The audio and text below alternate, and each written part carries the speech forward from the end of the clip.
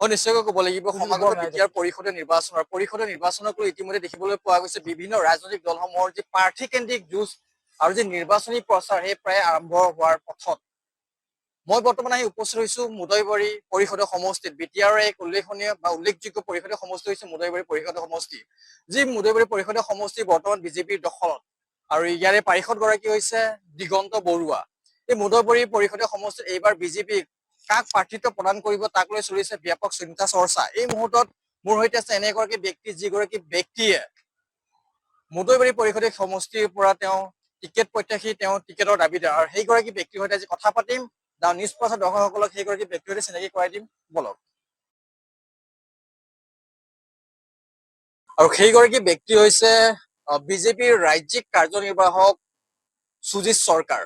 সুজিত চৰকাৰ এই মুহূৰ্তত আমাৰ সৈতে উপস্থিত আছে। তেখেতৰ পৰা পোনপটীয়াকৈ জানিম, যিটো মুদৈবাৰী পৰিষদীয় নিৰ্বাচনত আপোনাৰ খুব সক্ৰিয়তাৰে কাম কৰি থকা দেখা পৰিলক্ষিত হৈছে বিজেপিৰ এগৰাকী ৰাজ্যিক কাৰ্যনিৰ্বাহক।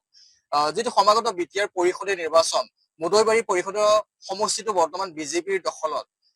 আপোনাৰ এক চৰ্চা চলিছে, আপোনাৰ নাম খুব চৰ্চা চলা পৰিলক্ষিত হৈছে। মুদৈবাৰী পৰিষদীয় সমষ্টিৰ পৰা বিজেপিয়ে আপোনাক দলীয় টিকেট প্ৰদান কৰিব পাৰে। দিয়ে নিদিয়ে সেয়া সম্পূৰ্ণ খাটাং নহয়, কিন্তু এক চৰ্চা চলিছে। তেনে ক্ষেত্ৰত আপোনাৰ মন্তব্য জানিব বিচাৰিছো, আৰু আপোনাৰ যি কাম যি কষ্ট কৰাৰ পৰিলক্ষিত হৈছে বিশেষকৈ মুদৈবাৰী সমষ্টিত, কি ক'ব যে এই বিশেষ অনুষ্ঠানটোত? সৰ্বপ্ৰথমে দা নিউজ প্লাছৰ সকলো কৰ্মকৰ্তাৰ লগত দৰ্শক মণ্ডলীলৈ মই মোৰ আন্তৰিক অভিনন্দন আৰু শুভেচ্ছা জ্ঞাপন কৰিছো। মই ভাৰতীয় জনতা পাৰ্টিৰ অসম ৰাজ্যিক সমিতিৰ কাৰ্যনিৰ্বাহক সদস্যৰ লগতে মই আজিৰ দিনত ওদালগুৰি জিলা সমিতিৰ সম্পাদকৰ গুৰু দায়িত্ব পালন কৰি আছো। লগতে Assam minority Assam linguistic minority development বৰ্ডৰো মই এজন সদস্য চৰকাৰীভাৱে। তো মই যোৱা 6 বছৰ আগত মই ভাৰতীয় জনতা পাৰ্টিৰ নীতি আদৰ্শৰ প্ৰতি আকৃষ্ট হৈ দলত যোগদান কৰিছিলো। আৰু সেই সেনেকুৱাকে মই আজি 6 বছৰ ধৰি দলৰ গুৰু দায়িত্ব পালন কৰি মই কাম কৰি গৈ আছো। আৰু এই গুৰু দায়িত্ব কামৰ মাজতে মই যিহেতু বিটিআৰৰ ওদালগুৰি জিলাৰ মুদৈবাৰী পৰিষদীয় সমষ্টিৰ মই বাসিন্দা, আৰু ইয়াতে মই বিগত 6টা বছৰ কাম কৰাৰ পিছত আমাৰ দলৰ যিবিলাক দলীয় কাৰ্যকৰ্তা আৰু মোৰ যিখিনি শুভাকাংক্ষী মানুহ আছে, তেখেতসকলৰ এটা ইচ্ছা বা তেখেতসকলে এটা উপলব্ধি কৰিব পাৰিছে যে এইবাৰ বিটিআৰ ইলেকশ্যনত যদি মই দলৰ হৈ প্ৰতিদ্বন্দ্বিতা আগবঢ়াও, তেনেহ'লে আৰু যদি দলে মোক টিকেট দিয়ে তেনেহ'লে জিতি অহাৰ সম্ভাৱনাটো বেছিকে আছে। তো সেইকাৰণে দলৰ কাৰ্যকৰ্তাবিলাকো বাৰে বাৰে কৈ আছে। মোৰো এটা অনুভৱ হৈছে, মই যিহেতু বিগত 6টা বছৰ দলত কাম কৰিলো, দলৰ বিভিন্ন কাৰ্যকৰ্তাৰ লগত যোগাযোগ ৰাখিছো, দলৰ কাৰ্যকৰ্তাৰ লগত কাম কৰাৰ অনুমানত মই এটা বস্তু অনুভৱ কৰিব পাৰিছো, হয় দলৰ কাৰ্যকৰ্তা বা মোৰ শুভাকাংক্ষী যিসকল আছে তেখেতসকলে যি মোক কথাখিনি কৈছে, সেই কথাখিনি মই অলপমান দৃষ্টিগোচৰ কৰিছো। আৰু দৃষ্টিগোচৰ কৰি এটা বস্তু অনুভৱ হৈছে, যদি ভাৰতীয় জনতা পাৰ্টিয়ে মোক বিশ্বাস কৰি বা আস্থা ৰাখি মোৰ ওপৰত যদি মোক আস্থা ৰাখি মোক যদি দলৰ টিকেট প্ৰদান কৰে, মই 100 নহয় 105% মই জিকি আহিবলৈ মই যত্ন কৰিম। এটা কথা সুধিব বিচাৰিছো, বিটিআৰ পৰিষদৰ নিৰ্বাচন মুদৈবাৰী সমষ্টিৰ পৰা আপুনি টিকেট প্ৰত্যাশী। যি বিধানসভাৰ নিৰ্বাচন হৈছিলে পানেৰী সমষ্টিটোৰ পৰাই আপুনি টিকট বিচাৰিছিলে আৰু বহু আশা কৰিছিলে, সেই আশা হয়তো কৰবাত আপোনাৰ স্তব্ধ হৈ ৰল। তেনে ক্ষেত্ৰত মুদৈবাৰী পৰিষদৰ সমষ্টিক লৈ কিমান আশাবাদী বিশেষকে আপুনি? কাৰণ পৰিৱৰ্তন বুলি বিটিআৰ চৰকাৰখনে কৈছে, বা অসম ডক্টৰ হিমন্ত বিশ্ব শৰ্মা ডাঙৰীয়াই কৈছে পৰিৱৰ্তন খুবেই দৰকাৰ। তেনে ক্ষেত্ৰত মুদৈবাৰী পৰিষদীয় সমষ্টিটো বিজেপিৰ দখলত থকাটো কিমান সম্ভৱ, বা আৰু কিমান আশাবাদী আপুনি বিশেষকে মুদৈবাৰী সমষ্টিটোক লৈ? প্ৰথম কথা হ'ল, যোৱা MLA ইলেকশ্যনত দলে মোক কৈছিলে কাম কৰা, তো যদি সময় সুযোগ বা পৰিস্থিতি থাকে দলৰ টিকেট পাব পাৰিবা। তো সেই সময়ত কাম কৰাৰ বিনিময়ত পিছত মোক দলে টিকেট দিব নোৱাৰিলে। মোক দলে ক'লে কাম কৰি থাকা, আগুৱাই যোৱা, আজি নহয় কালি, কালি নহয় পৰহি এটা ভাল এটা সময় আহিব। আৰু মই সেই আশাৰে বুকুত ৰাখি কিনে মই দলৰ কাম কৰি গৈ আছো। আৰু এইটো আৰু এটা মানে মই সময় পাইছো, যিটো বিটিআৰ ইলেকশ্যন, আৰু এই বিটিআৰ ইলেকশ্যনতো সেই আশাটোক আকৌ কেনেকুৱাকে কাৰ্যকৰী কৰিব পৰা যায়, তাৰ কাৰণে মই এবাৰ বিটিআৰৰ যি আমাৰ মুদৈবাৰী পৰিষদীয় সমষ্টি আছে তাৰ পৰা টিকেট মই দলৰ পৰা বিচাৰিছো। আৰু যদি দলে মোক টিকেট দিয়ে তেনেহ'লে মই আগুৱাই যাম বুলি মই আপোনালোকৰ চেনেলৰ মাধ্যমেৰে মই কৰ্মীসকলক জনাইছো আৰু দলৰ নেতৃস্থানীয় ব্যক্তিসকলকো জনাইছো। কাৰণ মোৰ এটা বিশ্বাস আছে, আজি মধুবাৰী পৰিষদীয় সমষ্টি মই যিটো জাতি বিলংছ কৰি আজি মানে ভাৰতীয় জনতা পাৰ্টীৰ নেতৃত্ব লৈ কাম কৰি আছো, এই জাতিটোৰ এৰাউণ্ড 16,640 গৰাকী আমাৰ ভোটাৰ আছে। আৰু এই গোটেইখিনি ভোটাৰ আমি ক'বলৈ গ'লে বেছিভাগে 100% আমাৰ ভাৰতীয় জনতা পাৰ্টিৰ ভোটাৰ। আৰু সেইকাৰণে মই আশাবাদী আৰু মই দাঁতিকে ক'ব পাৰিছো, যিটো জাতিৰ পৰা মই বিলংছ কৰি আহিছো আৰু সেইটো জাতিৰ বিটিচিৰ বিশেষকে সকলো জাতি জনগোষ্ঠীৰ মাজত চবতকে হায়েষ্ট ভোটাৰ থকা জাতিটো হ'ল বঙালী জাতি, এই মধুবাৰী পৰিষদীয় সমষ্টি। তো সকলো জাতি জনগোষ্ঠীৰে সমন্বয়েৰে মধুবাৰী পৰিষদটো গঠন কৰা হৈছে। আৰু এইবুলি মই অনুভৱ কৰিছো, যদি ভাৰতীয় জনতা পাৰ্টীয়ে মোৰ ওপৰত বিশ্বাস ৰাখে, মই মোৰ জাতিৰ যিখিনি ভোটাৰ আছে এইখিনি ভোটাৰৰ লগত সকলো বিভিন্ন জাতি জনগোষ্ঠী বা বিভিন্ন ধৰ্মাৱলম্বী লোকৰ পৰা মই তেখেতসকলক ভোটাৰেৰে মই এইবাৰ এই সমষ্টিখন উদ্ধাৰ কৰিবলৈ মই পাৰিম বুলি মই এটা চেষ্টা বা এটা যত্ন মই কৰি থাকিম। এটা কথা সুধিব বিচাৰিছো যে খুব চৰ্চা চলি থাকে যে দিগন্ত বৰুৱা যিগৰাকী মধুবাৰী সমষ্টিৰ পাৰিষদ, তেখেতৰ সৈতে বৰ্তমানৰ সভাপতি দিলীপ শইকীয়াৰ ঘনিষ্ঠতা খুব বেছি। আৰু যিহেতু মধুবাৰী সমষ্টিটো চিপাঝাৰৰ বিধায়ক পৰমানন্দ ৰাজবংশী তত্বাৱধানত আছে, তেনে ক্ষেত্ৰত দিগন্ত বৰুৱাক পুনৰ টিকেট দিয়া হ'ব পাৰে নেকি বা দিব নেকি, যিগৰাকী সভাপতি, ৰাজ্যিক সভাপতি, তেখেতৰ সৈতে ঘনিষ্ঠতা খুব ভাল বুলি খুব চৰ্চা চলি থাকে। এতিয়া এইটো আপোনালোকৰ মই নিউজ সাংবাদিকৰ বন্ধুসকলে বজাই থাকে প্ৰায় সময়ত যে দিগন্ত বৰুৱাৰ লগত আমাৰ শ্ৰদ্ধাৰ ৰাজ্যিক সভাপতি দিলীপ শইকীয়াৰ ভাল। আমাৰ ৰাজ্যিক সভাপতি দিলীপ শইকীয়াৰ লগত মোৰো ব্যক্তিগত ভাল কাৰ্যকৰ্তা হিচাপে। আৰু মই নহয়, অসমত আমাৰ যি লাখ লাখ কাৰ্যকৰ্তা আছে, এই লাখ লাখ কাৰ্যকৰ্তা গোটেইকেইটা কাৰ্যকৰ্তাৰ লগতে তেখেতৰ ভাল ৰিলেশ্যন আছে। সাময়িকভাৱে দিগন্ত বৰুৱাৰ লগত তেখেতৰ ব্যক্তিগত কিবা ৰিলেশ্যন ভাল থাকিব পাৰে, কিন্তু ৰিলেশ্যনৰ ওপৰত বেছ কৰি দলে টিকিট নিদিয়ে। দলে বেছ কৰে কাৰ্যকৰ্তাৰ ওপৰত। যাক টিকিট দিলে অহা দিনে এই মধুবাৰী সমষ্টিৰ পৰা জিকি আহিব, আৰু জিকি আহিলে ভাৰতীয় জনতা পাৰ্টিৰ যাতে আমি যি প্ৰতীক আছে সেই প্ৰতীকটো তাতে যাতে আমি গাঢ়িব পাৰো, তাৰ কাৰণেহে দলে এনেকুৱা মানুহকে প্ৰাৰ্থিত্ব কৰে। এটা কথা সুধিব বিচাৰিছো আপোনাৰ পৰা, যিহেতু মধুবাৰী সমষ্টিটো চাবলৈ যাওঁ প্ৰায় 5 বছৰ সম্পূৰ্ণ হোৱাৰ পথত, তেনে ক্ষেত্ৰত এই সমষ্টিটোত উন্নয়ন আৰু দুৰ্নীতি যদি আপোনাক সুধো, সেই ক্ষেত্ৰত আপোনাৰ মন্তব্য কি হ'ব? উন্নতি কিমান হৈছে, দুৰ্নীতি কিমান হৈছে?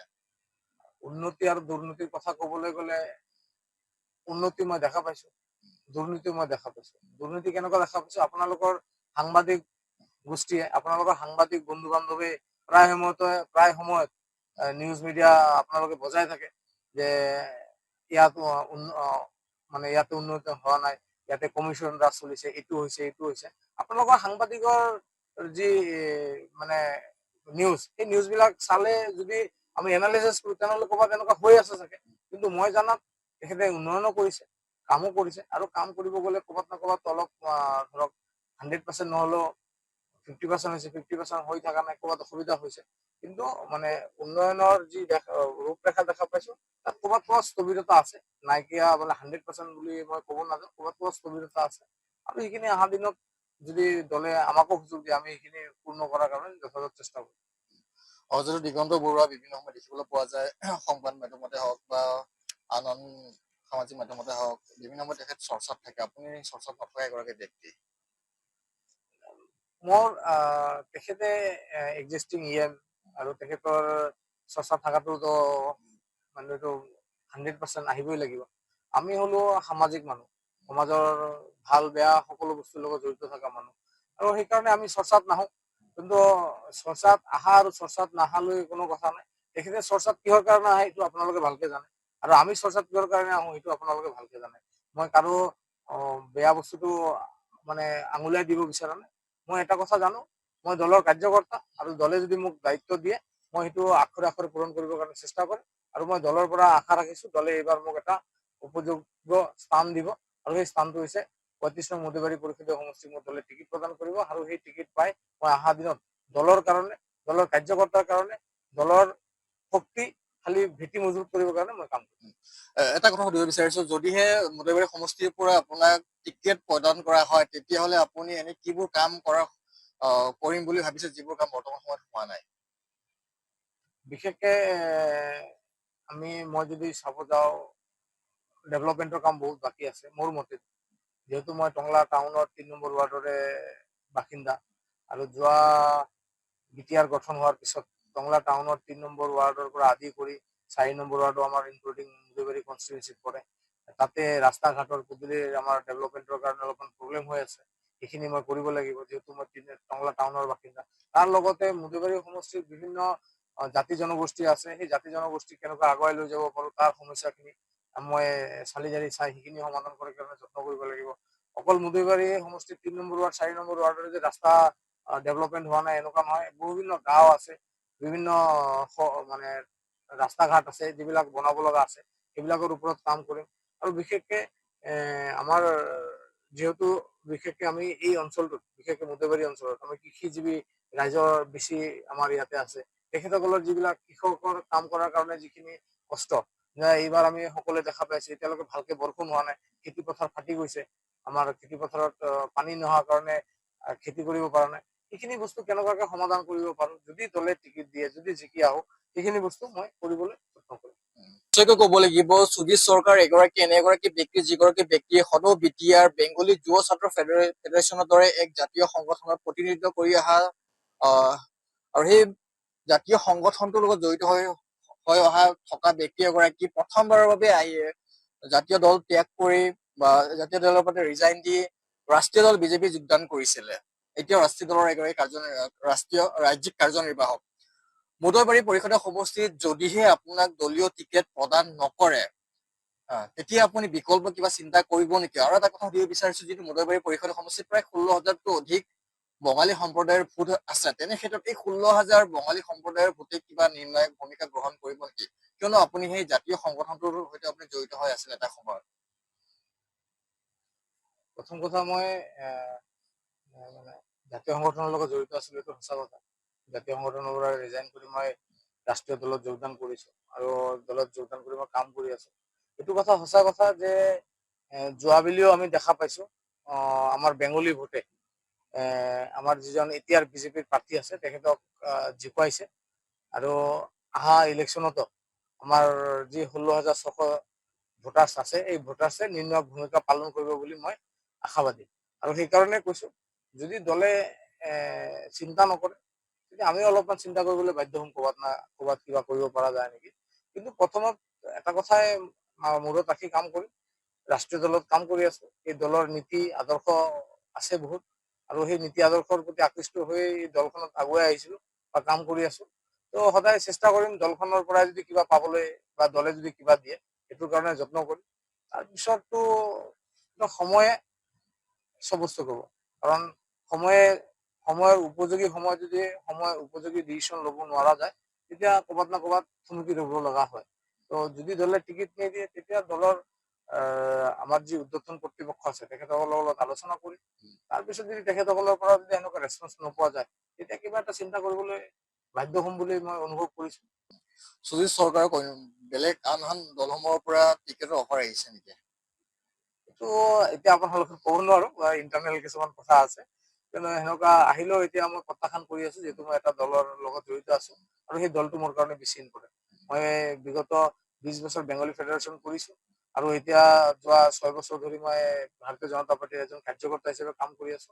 আৰু ভাৰতীয় জনতা পাৰ্টিত কাম কৰি এটা বস্তু পাইছো, ইয়াতে কাৰ্যকৰ্তাৰ এটা এক্সট্ৰা সন্মান আছে। ইয়াতে কাৰ্যকৰ্তাৰ প্ৰতি আমাৰ যি নেতৃস্থানীয় ব্যক্তি আছে তেখেতসকলৰ এটা এক্সট্ৰা মানে মৰম চেনেহ থাকে।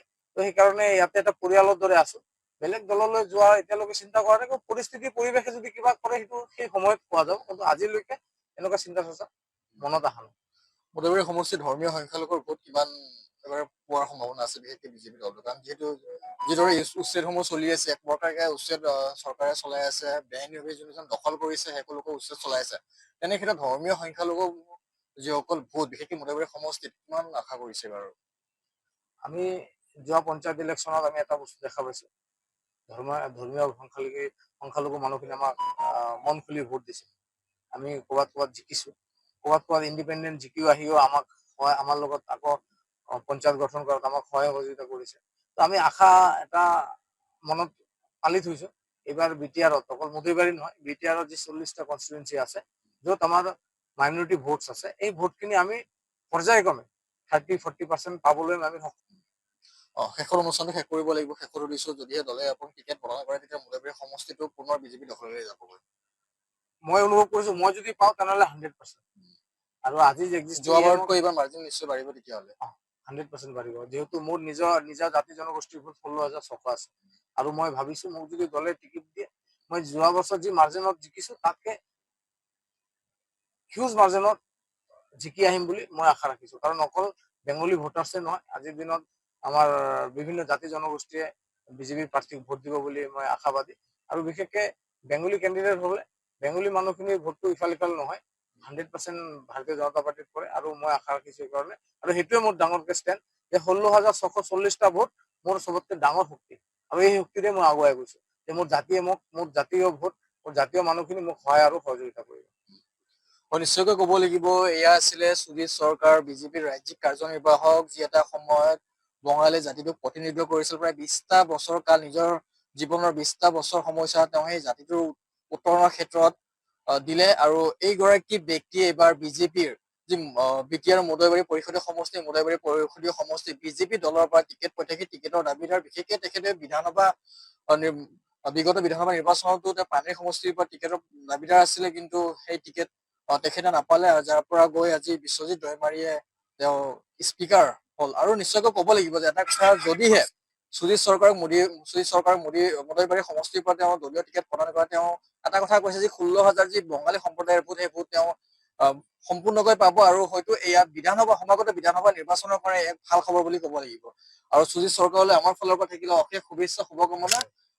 যিহেতু আপোনাৰ যি আশা সপোন পূৰণ হওক তাৰে কামনা কৰিছো। আৰু এইদৰে ক'ব লাগিব, সুজিত চৰকাৰে যেনেদৰে টিকেট প্ৰত্যাশী, তেওঁ যি আশা সপোন আছে পূৰণ হওক তাৰে কামনা কৰিছো। যিকোনো খবৰৰ বাবে যোগাযোগ কৰক 7099017330 লগতে 7099017110 নম্বৰত।